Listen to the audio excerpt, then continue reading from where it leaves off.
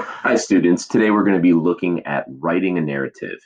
The year is really winding down. I know it's kind of crazy that when you look at how many actual learning days we have left, there aren't many. I think we're down to around 11 or 10. It's it's really getting to the end of the year. And as we are also not going to be having a formal semester test, we will have a unit 6 test, which will be our last big assessment. But since we're not having a semester test, really one of our biggest activities that we're going to finish the year out with here is we will be writing a narrative. There's three big writing assignments this year. We've already written a argumentative essay. We've already written an expository or that type of an essay, and then now we're going to be writing the narrative essay or a story. So we're going to be creating our own story, not a personal narrative about yourself, but a story about characters that you made up. This is perfect for the unit we've been reading because really this unit 6 we've been looking at stories and how they can teach us about characters. So now it's going to be your job to create your own original story. This will not be a story that's a copy of something you've already watched or seen, but this is going to be an original story that you've come up with. Today, we're going to be looking at how to write a narrative. What are some of the things that I'm going to be looking for and you're going to need to be thinking about when you write your and plan for writing your original story? To do that, you probably saw in the topics for today, and if you, well, you probably did because that's probably how you got to this YouTube video. Hopefully, you have your book out already and your book is open to page 808. If not, get your book out right now, pause the video, get your book open to page 808. Another thing that you would need to have handy as well is I also shared a link to a document. And when I shared that link, you can just make a copy and that copy of that document appears. That document is pretty much follows what's in the book. It doesn't go into quite as much detail as the book does. And so I'm really going to refer you back to the book over and over again, but it kind of goes through the main components that are going to be included in your narrative that you'll be writing. This narrative is going to end up being due uh, in about a week and a half or so. So just so you have kind of like a timeline on that, um, that so you'll be able to get that completed. It'll be due the weekend before the last week of school. So long story short, let's get started on looking at a narrative, page 809. All right, this is that document that I shared with you, and I'm going to be using this to kind of go through some of the key elements. So if you look here,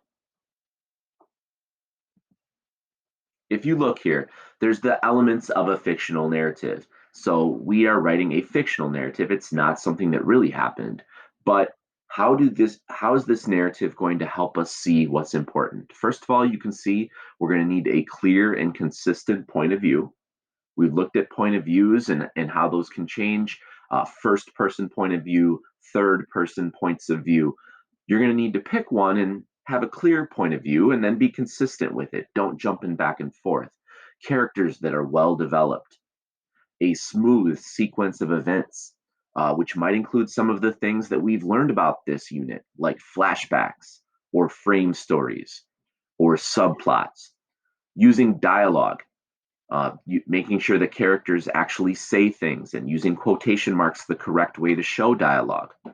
And then sensory language, language that really brings out details and appeals to the five senses. We're going to look at all these parts a little bit more specifically here as we go. One of the very first things you need when you're writing a narrative is a conflict.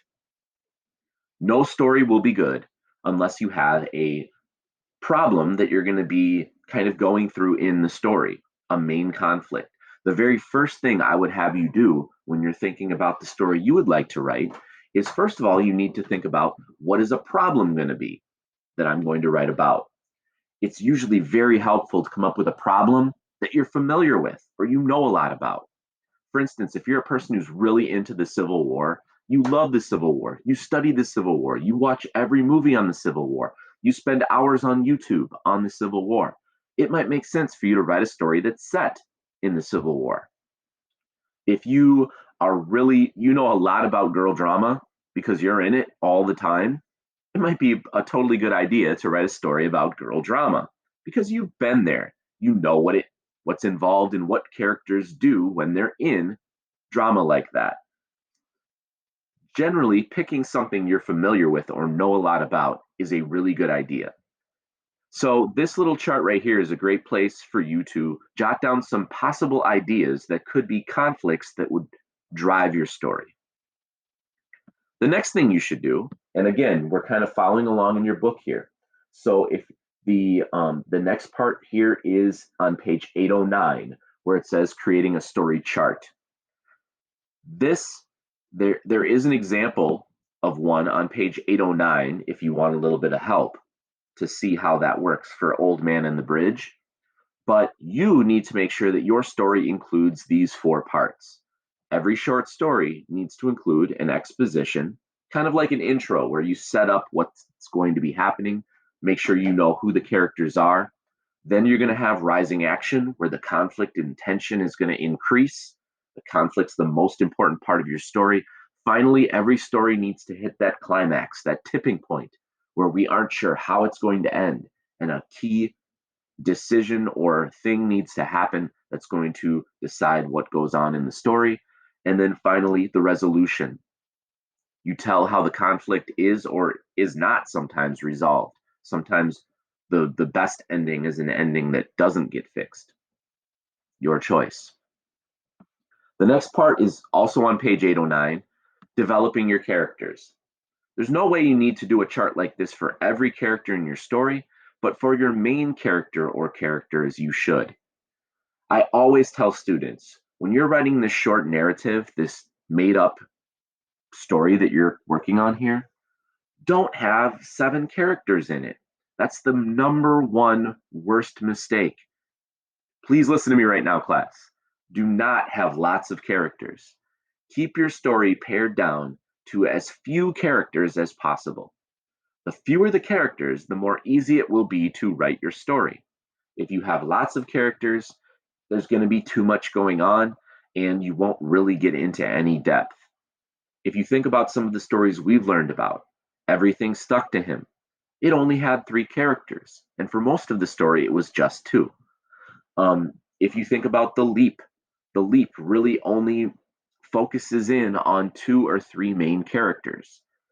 Most of the stories that are good that we've read are going to have just a few characters.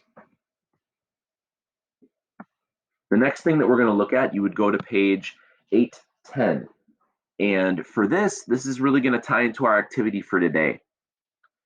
For today, the main assignment you're going to be doing is reading three students' narratives that they wrote last semester. When you read those stories, you're going to see that those students did all of these things we're talking about. And one of the key things is that they connect their story to some of the texts we've already read. So, in other words, I really encourage all of you, and by encourage, I mean I need you to do this. I'm encouraging all of you to use some of the tools that were used in the stories we've been reading. One of those is like a frame story, like Everything Stuck to Him in the Leap, where you start with a group of people and then they jump to another part of the story and kind of tell a story inside of a story. Like in Everything Stuck to Him, we started with the dad and his daughter, and then all of a sudden it goes to the story where the dad and the mom were having that argument.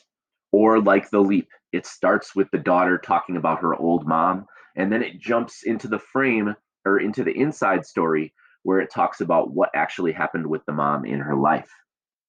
So this is one example you could use. Another one is foreshadowing.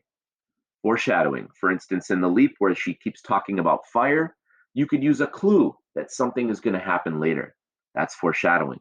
And then finally, a flashback. Now, you haven't read Occurrence at Owl Creek Bridge yet. You'll be doing that tomorrow. But a flashback is where, of course, you're in the middle of the action and all of a sudden you jump back to something that happened in the past. All of these possible things are things you will need to use in your story. The next one is called the point of view. Now, the point of view, you find this on page 810. There are three different points of view that we're really going to focus in on. One is first person, then you have third person omniscient. This is where the narrator knows everything that's happening in the story. And then third person limited, where there is a narrator, but the narrator only really knows what's happening with one character. You need to choose a point of view you're going to use in your story. And once you choose it, stick to it. Next is dialogue. And dialogue, of course, is characters that are talking, actual conversations and words that the characters are saying. Dialogue can do a lot of very helpful things, and you can read and should read all about dialogue on page 811. It's very helpful. Especially important when you're writing dialogue is knowing how to put in quotation marks, commas, and other punctuation correctly. Page 811 has a chart that shows you how to do that very helpfully, but also a really good help for writing dialogue is just looking at any book that has dialogue. Um, Sometimes we don't even notice it because we're so used to reading it, but when you write it, you're going to have to make sure you do that punctuation correctly. Finally, if you turn to page 812 and 813, it talks all about sensory language. And sensory language is language that appears to your five senses. And if you want to make your story really stick out and really seem like it has great detail, be realistic and vivid, come alive, you need to use this sensory language. There's a great chart on page 813 in your book that can help you look at sensory language and be able to use it properly and correctly. The last thing I'm going to leave you with here today is what you're going to do next. The next thing you're doing is going back to your topics board, back to the assignments for today, and you're going to be reading 3 students' essays. While you're reading these essays, you're going to be looking for different literary elements that they used in their story. There's 3 different stories, and in each story, they used several of these. But you're going to find at least 2 examples of literary elements that we've been studying.